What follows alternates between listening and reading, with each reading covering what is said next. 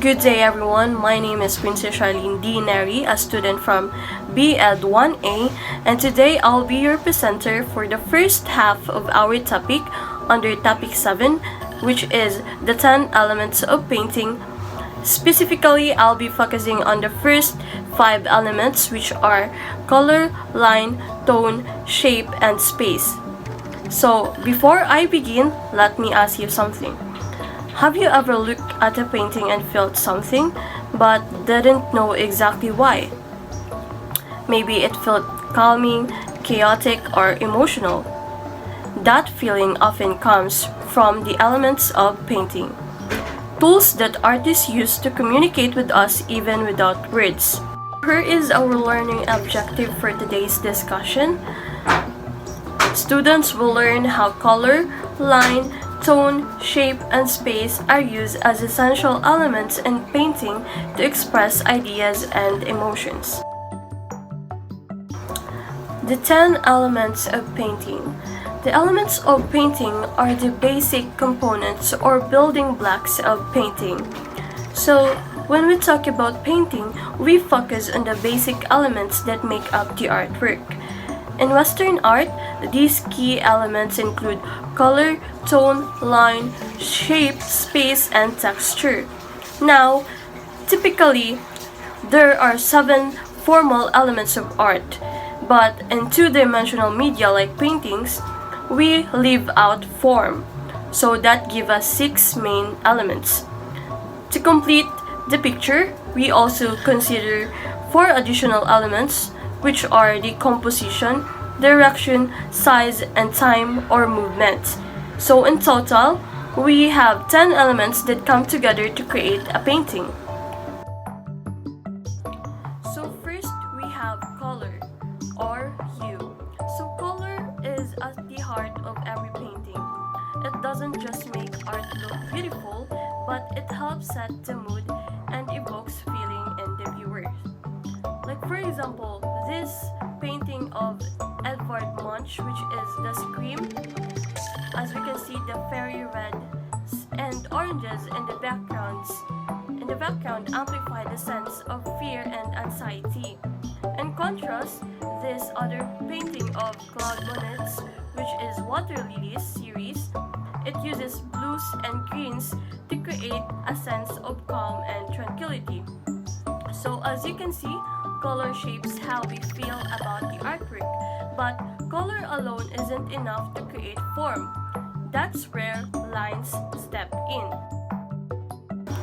So line is an important element at the disposal of every artist. It is a fundamental element that defines shapes and structures in painting. So whether it's a sharp edge or a soft curve, lines outline figures and guide the viewer's eye. Like for example, this painting of Leonardo da Vinci, which is The Last Supper, the lines of perspective draw our focus toward Jesus at the center of the composition. On the other hand, this other painting of Van Gogh, which is The Starry Night, we can notice the swirling, curving lines in the sky that evokes a sense of movement and emotional energy. So when we say tone or value, it is all about lightness and darkness. It creates the illusion of depth and volume in a painting and making flat surfaces appear three-dimensional. So shape refers to any area enclosed by lines or changes in color or tone.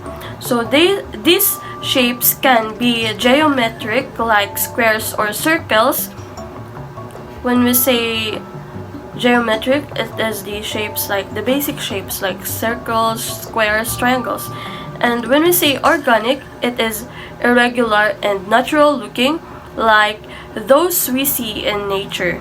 So for example, this Henri Matisse's The Snail, its bold geometric shapes make up the form of a snail. creating movement and rhythm.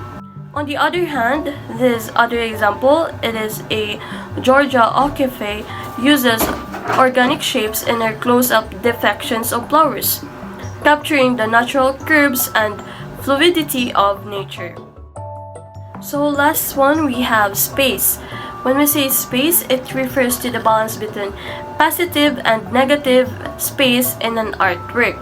So space, it is the area within and around objects in a painting. So as I've mentioned, it can be positive space.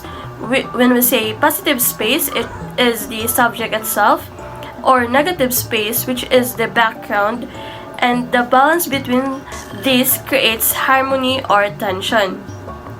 So for example, as we can see in this painting, it is a landscape painting in which the tree, or the positive space, takes up a small portion of the canvas, and the vast open sky, which is the negative space, makes up the rest. So it can give the impression of the tree being small and the world around it feeling wide and endless. Now, if you had the same tree taking up most of the canvas, it would make the tree feel more important and overwhelming. So space helps set the mood of a painting and directs where our attention goes. So to sum it all up, when we say color, it sets the mood and evokes emotion. And when we say line, it defines structure and guides the eye. And tone creates depth and brings figures to life. And when we say shape, it builds the subject, whether abstract or realistic. And when we say space, it organizes the elements and creates balance. Together, these elements work in harmony to create a complete and meaningful painting. And every artist, from the classics to modern day, uses these tools to tell a story, not just through what they paint, but how they make us feel. And that's all for my part.